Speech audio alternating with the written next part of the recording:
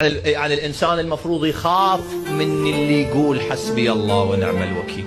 هاي تدرون حسبي الله ونعم الوكيل هاي قوة خارقة، لا نووي قريب من عندها ولا صاروخ.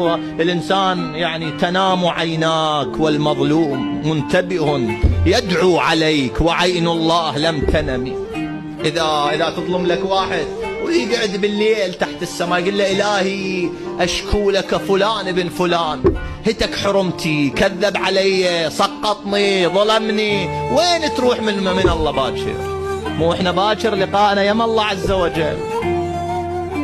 لا تظلمن إذا ما كنت مقتدرا، فالظلم آخره يأتيك بالندم. مو تندم